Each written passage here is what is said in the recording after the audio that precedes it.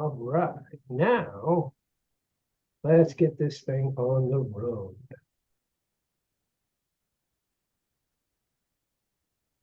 There it is. Advanced. Share. Boom. Here we go. All right. All right. All right. All right. So today we're going to talk about success, reinventing yourself for success. Sorry, they changed some stuff on the Zoom and how you do things. So I'm a little bit discombobulated this because I have to reinvent myself again. So again, today we're just going to be talking about the magic of self-image psychology. I wrote a book about that. It's based on the work of Maxwell Maltz, the guy who wrote Psycho-Cybernetics, but he also wrote a great book called The Image of The Magic of Self-Image Psychology. Highly recommend it. It's a classic, right? So again, apologize for the technical things. Let's just jump in and get started. So if you want to, there's a lot of ways to follow me. NFNLP.com, HortonPsychology.com. Right now I'm still having trouble with why my other one, Dr. Will Horton, won't point there. But of course, I'm on Twitter. Now it's X. I should change that. And Facebook and other things. So let's just get started. So as I get started the class, I can remind myself, what can I learn new today? Right? So kind of think to yourself, what can you learn new today? Maybe in this class, maybe somewhere else, right? And you're always learning, even if you learn something you already know, you learn it differently. Or you can learn, okay, I don't want to do that, right?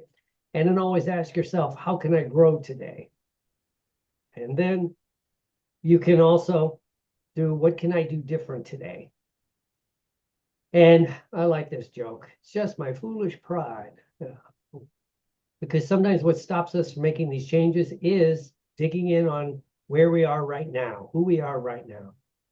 So in 1948, lesson 4, from one of my other favorite, I don't call him motivational speaker, but whatever he was,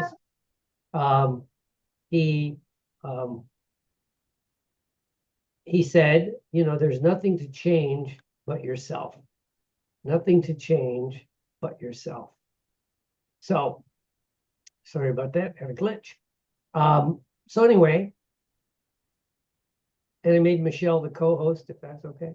So anyway, there's no one to change but self. That self is simply your awareness, your consciousness, and the world in which we live is determined by the concept of who you hold, who you are. And sometimes changing your self-image is everything. And people act like it's easy, right? But classical psychology knows two things. One, you can reinvent yourself very quickly, but most people don't. And then also that probably by your late teens, mid-teens, even sometimes earlier, your self-image is, I don't want to say stuck, but it's just what it is, right? And that image, it wasn't chosen by you. It was chosen by people around you, family, parents, authority figures, society tells us who we are, the color of our skin, our sex, our orientation, or whatever it is, right? So if you have to change yourself, and Neville Goddard always has all these cool concepts. I've been doing a lot of classes up next week. I'll talk about them and how, you have to see yourself from the goal and do this. But if it clashes, if you're going to visualize, whether you want to call it the law of attraction or you want to call it something else, you have to accept that vision of what you want. Now, I was at, some of you know, I still do work in a rehab every once in a while, well, quite a bit, to tell you the truth. And we're talking about something, a person goes, and they didn't mean to be so confrontational, but we're talking about, like, what do you want out of life? And guy's like, oh, I want to be a billionaire. I'm like, okay. Where were you before you got here? It's an alcohol and drug rehab. He goes, well, I was homeless. I go, so not that it can't be done. We've seen it from homeless to this. There might be some stepping stones. And do you really even know what a billionaire is? Everybody throws that out there, right? It's a hard number to wrap your head around, right? But anyway, so you need to change your concept of your self-image, because also too, this one reminds me, I read something the guy wrote. It wasn't really research or anything, but he's a psychologist who wrote, why do some people like, and he used two analogies, or a few analogies, win the lotto, get a big sports deal. They're young, they get a big sports deal, right? Or they inherit a bunch of money they weren't expecting, right? Distant cousins. So like you're not super wealthy, and then a cousin or whatever. We see Hallmark movies about that all the time, right? But why do people that have that happen, win the lotto, get a big sports deal, inherit a lot of money? Some people take that, change their lives. They're very happy. They just go on. But especially for the lotto and a lot of the sports thing, as we've all seen, you have people that within a few months are broke, right? If not months, in a few years. I still remember the one guy who won $300 million, which was about 220 after taxes. And 5 years later, he was not only broke, he owed a lot of money to everybody, so it was kind of interesting. And I was talking about that. And of course, everyone thinks their plan will be different. So what is it, right? Why do some do that, right? Well, you'll rise to fall of your self-image. So if you think you're a poverty mindset, if you think you're fat and out of shape, if you think you're prone to illnesses, you can't have a good relationship, you can't be in shape, if that's kind of your self-image underneath it, maybe from, when you were a little kid, you have to change if you want to be, let's say, in shape, healthy, wealthy, have a good relationship, right? So you have to change your concept of who you are. And unfortunately, we are not taught this. So it kind of goes with, who's driving? As Richard Bandler used to say, who's driving the bus? So who or what sets your self-image, right? Childhood environment, and sometimes parents and authority figures, teachers do it, not to pick on teachers in the room, but if they stress perfection too much, it sets very low self-worth, feeling unworthy, and you don't become a high achiever, because you get stuck in the correction mode, right? So, childhood, society tells us a lot of things, people around you. Who do you think you are? Things like this.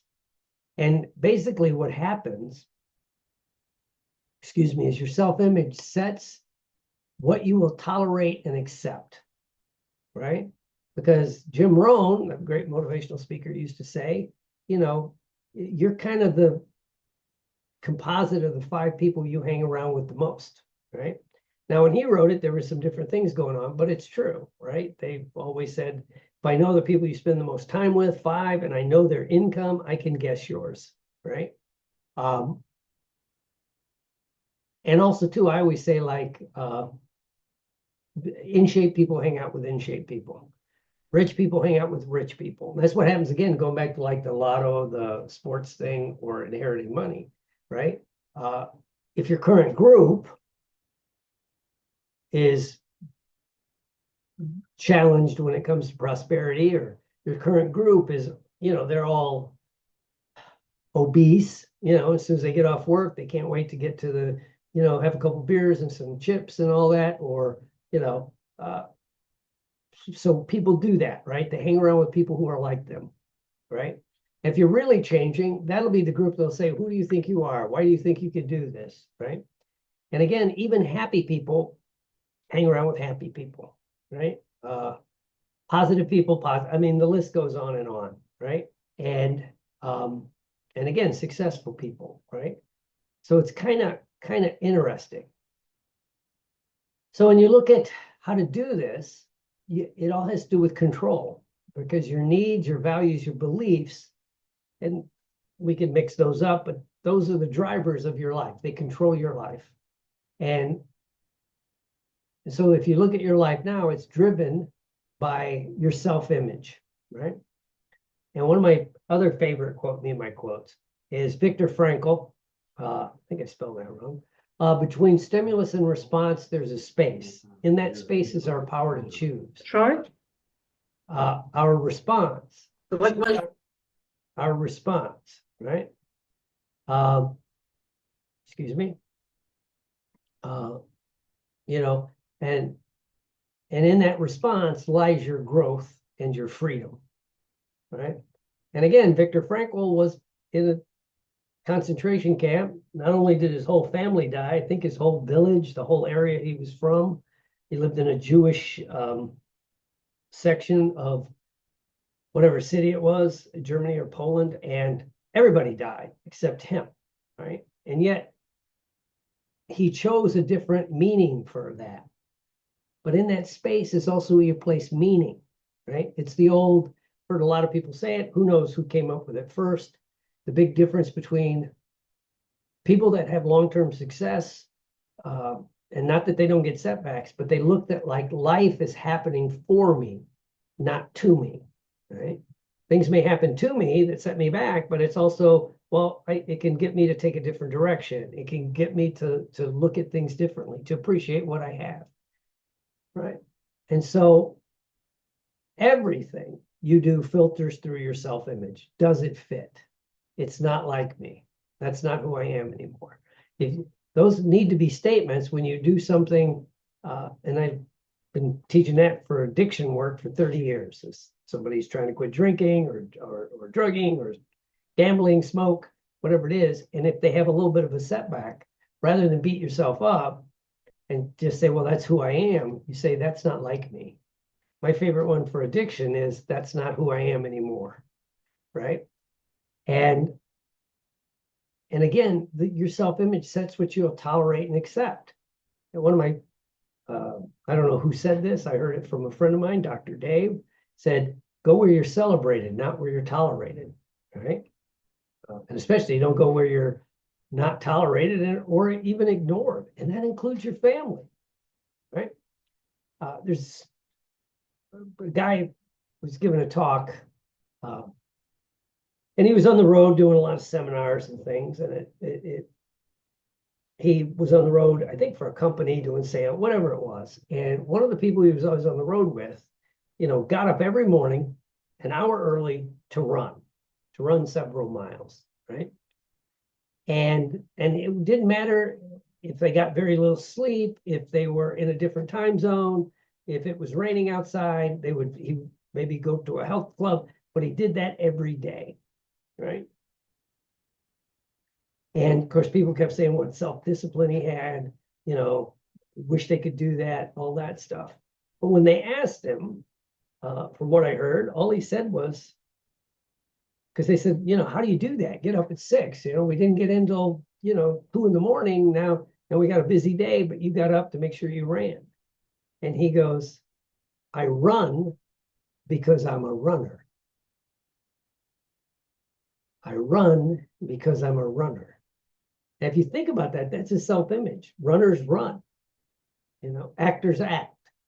Musicians play music. Whether writers write, whether anyone reads it, whether anyone ever sees your performance, whatever it is, right?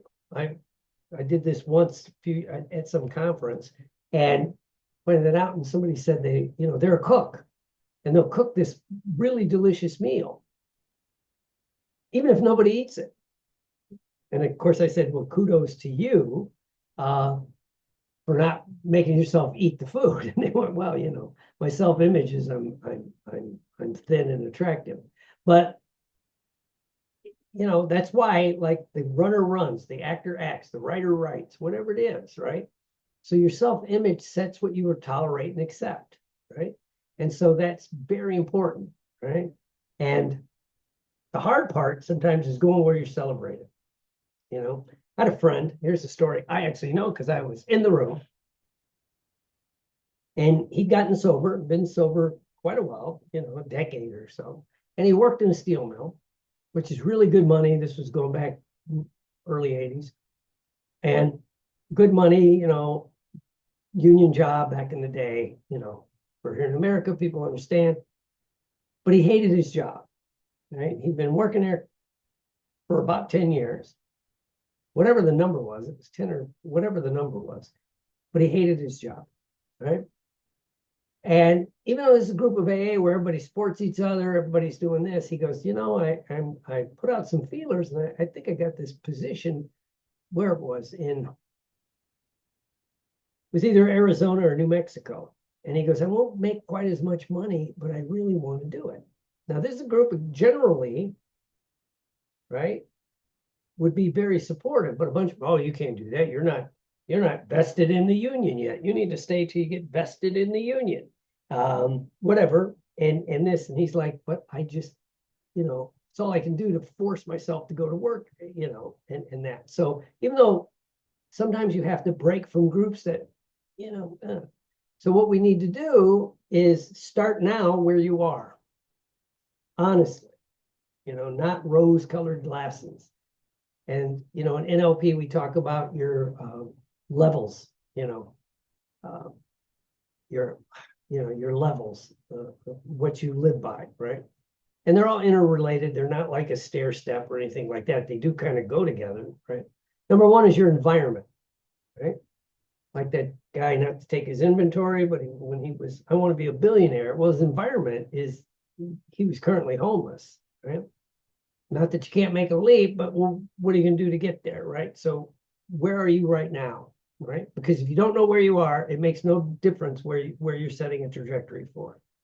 You know, first thing you do when you're trying to get, if you're lost and you got a map, is figure out where you are before you can plot to where you got to go, right?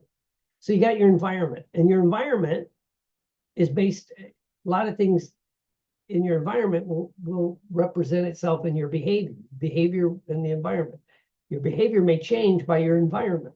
You know, you hopefully you act different in a church or a spiritual thing than you do in a bar. So your behavior, you know, enforces your environment or vice versa, right? But if they clash, you begin to get up, you know, cognitive dissonance, right? So change your behavior, you may change your environment. You know, if you get that young man, if he gets a job, then he can get an apartment, then he can start a business, but you know, you have to make some changes, right? Then what capabilities and skills do you have to support the behavior that you're doing right now? Do you need to, and we're going to get to, do you need to learn new behaviors, new skills, right? And what about your values and beliefs? They just are. Right. And again, we talk about this in the law of attraction. They always talk about things like people get the wrong idea about money. You know, money's the root of all evil or whatever, right? Or rich people are bad, you know. And again, a lot of this is set by society, not just us. When you look at the media, the films, movies, a lot of times the heroes are the strugglers and the rich people are bad, you know, even in the Hallmark movies, right? So what values and beliefs do you have? And there's no judgments like, do you believe it's easy to make money? Do you believe it's easy to get in shape? Do you believe you can do this? Do you believe you can have a good relationship, right? And then if not, just where you are right now, right? And then the next level up is your identity. This starts setting who you are, right? When you look in the mirror, who do you see? Right? So that's step one. You have to do that. And then step two, again, you have your, what is the big environment that you want to be in? What kind of place do you want to be? And what behaviors would you need to stay in that environment? Who do you need to be to get this environment? You know, who do you need to be? Do you have to pick up some new capabilities and skills? Even if you don't know what they are right now, you have to learn those. And then you get your beliefs and values. They begin to change. Again, when you go back to that thing that guy wrote about the people that like won the lotto or got a big sports deal or, you know, inherited a lot of money, is their beliefs begin to shift about what the money was, right? A lot of times when you get a big influx like that, this guy said, or girl, I don't know, it was a psychologist, don't remember the name, the money's not real. You just won like whatever, a few $1,000,000. The money's not real. If it's not real, it's easy for, a cousin shows up, Joe, we're going to open that bar. Let's open this bar. Da, da, da. It's like, it's almost like it's not your money. Where if they just walked up and said, you're still working, doing whatever you do, and they say, give me $1,000, you'd say no, right? So, what values and beliefs do you need to get this thing? Like, is it okay to be thin and in shape in your mature years, right? And then that becomes your identity, like the runner that runs, writer that writes, the actor that acts, the musician that plays music, right? The cook that cooks. That's part of your identity, right? But that's a big leap right here, right? From where you are to where you want to be. So one of the things we can do is take a step, right? If you're here and you want to be here, right? You need a neutral ground to begin to make this new you, right? Your environment, your behaviors, and beliefs, right? And there's a Jedi mind trick. That's why a lot of people's affirmations don't work. Like, I am wealthy, I am wealthy. I easily make money. If that clashes with your deep subconscious beliefs, behaviors, and values, and all that stuff, you're going to reject it, Instead of making a statement, don't use like I am, and I'm a big I am guy, but especially at the beginning, if it's a big leap, it's like, say, some people become rich very easily. Some people are able to get in shape and stay in shape. Some people, and that's what happens with a group, and I use the addiction model, when people start going to Alcoholics Anonymous, Narcotics Anonymous, whatever it is, some kind of self-help group, they see people that have done what they want to do. And therefore, in their mind, they go, well, some people can do it, right? Some people easily attract wealth, love, whatever it is. That's great. Good for them, right? And when you see somebody getting what you want, right, you always have to say, good for them. That's great. Not like, but a lot of times we reject it. I always think of sports and performing where, some athlete will sign I'm seeing it now, with people arguing like, that guy's not worth that kind of money.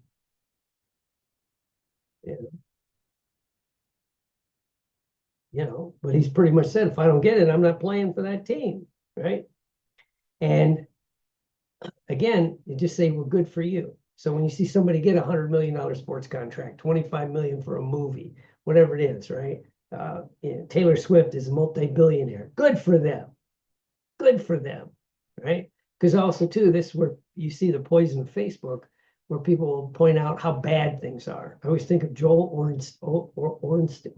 Osteen, and people put up, his house is like this multi-million-dollar house. He has 2 sports cars and a what do you call it? A Rolls Royce. He has this. He has a private jet. And it's like, and people are like slamming it, right? And my first response is, well, good for him. Good for him. Plus, he preaches prosperity consciousness.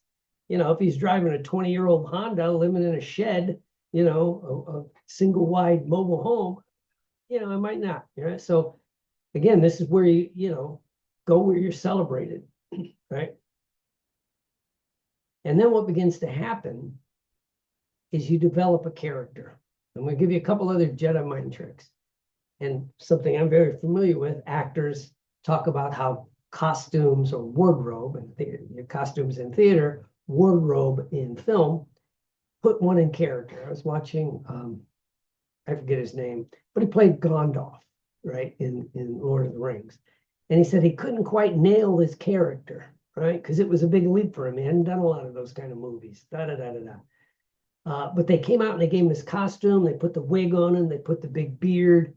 And he walked out and he saw it, and he had this walking stick, and the voice came, the hunched over walking. He goes, it became real. Then I could do it. But we don't realize we choose our costumes and our masks, right? Once you put those on, you're ready to go, right?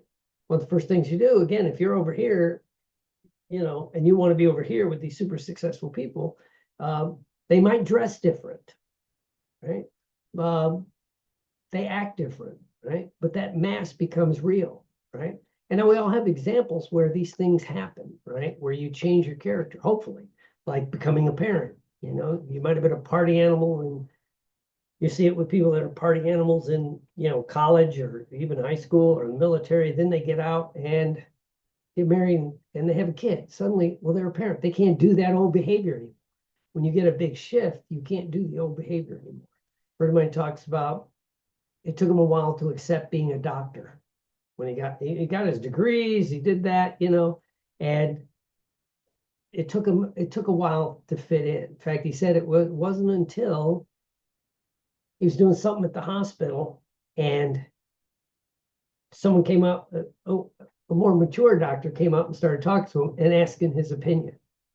You know, saying, "Doctor, what do you think of this, and this?" You know, and he goes, "The guy was seriously, I'm stumped here. What do you think?" So they started to talk, and suddenly he felt like a doctor, right? And again, in my other world of addictions, it's stepping into being sober, right? And that new mask can't be the old one, right? You can't slip back to the, you know, there's a saying in the 12-step world, same man drinks again, right? And so you got to make some changes. And in the acting world, I've seen it with,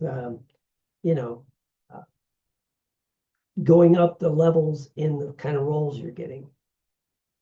So what you have to do is, you know, what are your current levels? What are your goals? What are the steps in between? And then you need to get what they call a mental mastermind group. Because today, unlike Jim Rohn and some of the people back before the last 25 years, it was a lot harder to get access to very successful people, you know. But now they'll post stuff on, you know, not all, but they'll post stuff on, you know, the internet. You can read their books, you can listen to their tapes, right? And you can make them your mastermind group, you know, and you have to know them personally. I know a lot of people model Tony Robbins to become a good speaker or therapist, right? Well, he's got hundreds of thousands of hours of video up online, and books and seminars and workshops you could see, right? So can you research what you want, right? And again, try this. Here's my last Jedi mind trick, right? Oops.